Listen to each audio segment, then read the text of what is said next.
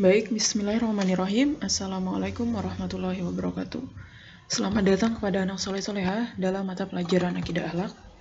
Bagaimana kabarnya hari ini? Semoga anak soleh-solehah dalam keadaan sehat selalu dan dalam limpahan Allah Subhanahu wa taala. Nah, hari ini kita akan melanjutkan pelajaran Akidah Akhlak.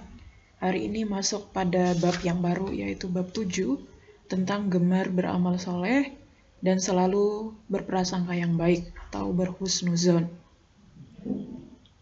Silahkan kalian simak dan silahkan kalian catat bila ada hal-hal yang penting untuk kalian ingat ya suatu hari nanti. Nah, yang pertama pengertian amal soleh. Apa itu amal soleh? Amal soleh adalah melakukan pekerjaan baik yang bermanfaat bagi diri sendiri dan bagi orang lain berdasarkan syariat Islam serta ikhlas karena Allah Subhanahu wa taala semata. Kemudian amal soleh termasuk perintahnya Allah Subhanahu wa taala karena dengan beramal soleh maka akan tercipta kehidupan yang tentram dan bahagia. Nah, jadi amal soleh itu adalah suatu pekerjaan atau perbuatan yang baik yang kita lakukan. Mungkin bisa dipahami ya. Nah, dalilnya di dalam surah Al-Baqarah ayat 82. A'udzu billahi minasyaitonir rajim. Bismillahirrahmanirrahim. Wallazina amanu wa 'amilus solihati ulaika ashabul jannah hum fiha khalidun. Yang artinya, dan orang-orang yang beriman, beramal soleh, mereka itu penghuni syurga, mereka kekal di dalamnya. Jadi sudah jelas di dalam surah Al-Baqarah ayat 82 ini tentang dalil nakli beramal soleh. Nah, adapun macam-macam amal soleh itu ada banyak sekali. Yang pertama, bertakwa kepada Allah Subhanahu wa taala. Jadi bertakwa itu melaksanakan apa yang diperintahkan Allah Subhanahu wa taala dan menjauhi apa-apa saja yang dilarang Allah Subhanahu wa taala. Kemudian birrul walidain. Birrul walidain itu berbakti kepada orang tua. Jadi cara berbakti kepada kedua orang tua itu adalah dengan kita selalu berkata yang baik-baik kepada orang tua kita, tidak boleh berkata membentak ya, atau berkata yang kasar sangat memilukan hati orang tua atau membuat orang tua kita menangis ya, tidak boleh ya sampai demikian. Kemudian berbuat baik kepada sesama manusia. Jadi tolong menolong, meringankan kesulitan atau kesusahan orang lain ya, teman kita, tetangga. Nah, itu berbuat baik kepada sesama manusia. Kemudian berbuat baik kepada lingkungan. Nah, kalau kepada lingkungan, contohnya adalah ketika kita melihat sampah, maka kita pungut dan buang ke tempatnya.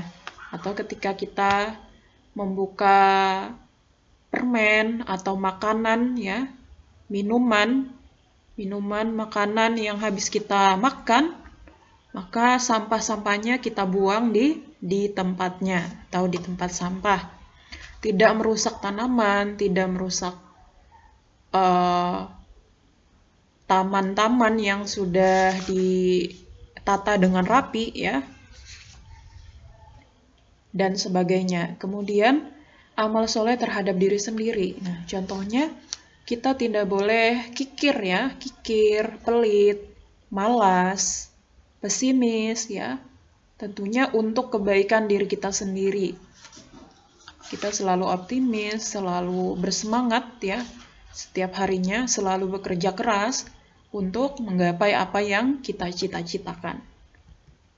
Nah, syarat sahnya amal soleh itu dikerjakan dengan niat kita karena Allah Subhanahu wa taala ya, karena Allah yang memerintahkan, karena Allah yang melarang perbuatan itu untuk kita kerjakan. Nah, amal soleh dilakukan dengan sah, dengan syariat Islam ya, dengan syariat Islam yang landasannya Al-Quran dan Al-Hadis. Kemudian dilakukan dengan memenuhi ilmu. Jadi segala sesuatu itu harus dengan ilmu. Ya, dengan ilmu, ada tata caranya, ada aturannya, dan ada keutamaan-keutamaannya. Mengapa kita melakukan suatu amal kebaikan? Nah, berbaik sangka kepada manusia atau disebut husnuzon. Nah, kata husnuzon ini berasal dari kata husnun atau baik atau adanu atau prasangka. Dengan demikian, husnuzon berarti prasangka, perkiraan atau dugaan yang baik. Maksudnya, berpandangan yang mulia terhadap apa yang ada di pikiran atau berprasangka yang baik terhadap apa yang menimpa dirinya. Meskipun apa yang menimpanya itu sangat membebaninya. Nah, jadi jelas di sini, jadi ketika kita mengalami sesuatu kesulitan ataupun masalah yang sangat besar, maka kita selalu berhusnuzon. Pasti ada sesuatu yang baik yang Allah akan berikan kepada kita.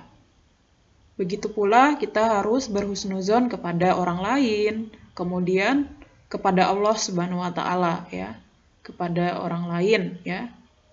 Selalu berprasangka yang baik, berprasangka kepada diri sendiri ya, kepada Allah, kepada orang lain ya. Jadi ada 3, kepada diri sendiri, kepada orang lain, dan kepada Allah Subhanahu wa taala ya.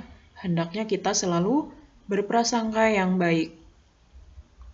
Nah, dalilnya itu tentang berbaik sangka ini di dalam surah Al-Hujurat ayat 12.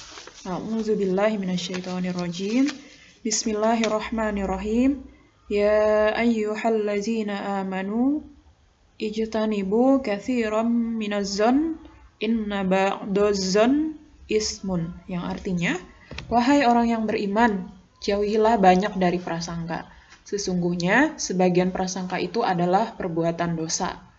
Nah, selanjutnya dalilnya di dalam hadis ya, hadis riwayat muttafaqun alaih. Dari Abu Hurairah, ia berkata telah bersabda Rasulullah Shallallahu Alaihi Wasallam, jauhkanlah diri kamu daripada prasangka, karena prasangka itu adalah sedusta-dustanya omongan atau sedusta-dustanya hati, ya. Jadi menduga-duga, ya, berprasangka yang buruk.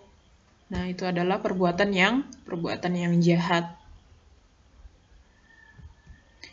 Adapun dampak positif ya ketika kita berprasangka yang baik-baik ya kepada diri kita sendiri, kepada orang lain, kepada Allah, maka semakin dekat hubungan batin ya antara pelaku dengan pihak lain yang diduga berbuat kebaikan.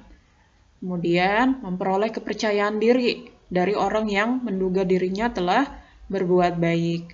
Dan yang terakhir, memperkuat hubungan persaudaraan ya di antara keduanya, yang menduga dan yang diduga. Nah, jadi ini adalah dampak positif ketika kita berbaik sangka kepada orang lain ya.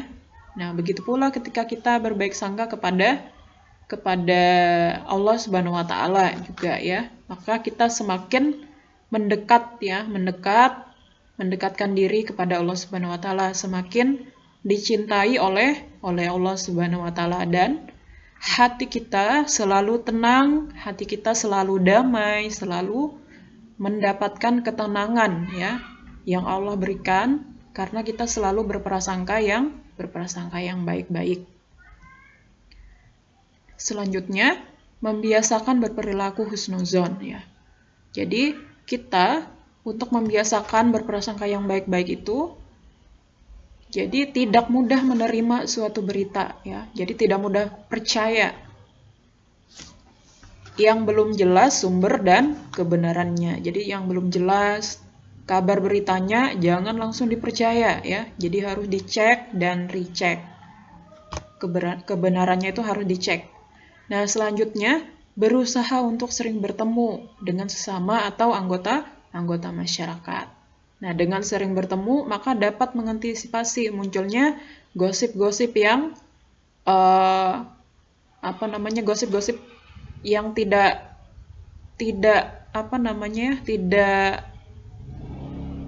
tahu kebenarannya ya. Yang namanya gosip tidak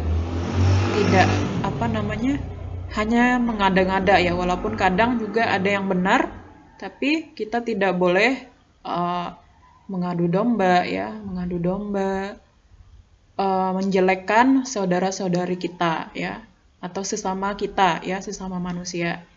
Karena jadi gosip-gosip itu dapat merusak persaudaraan ya, merusak persaudaraan kita, merusak hubungan pertemanan, hubungan kepada tetangga ya, maka sejauh-jauhnya kita harus hindari ya, seperti itu. Mungkin demikian materi hari ini, semoga kalian dapat memahami terkait beramal soleh ya, materi tentang beramal soleh dan selalu berprasangka yang baik-baik. Semoga kita dapat terapkan, kita lakukan dalam kehidupan kita sehari-hari. Demikian, sekian dari Ibu. Ibu akhiri billahi fisabilillah, fassabiqul khairat.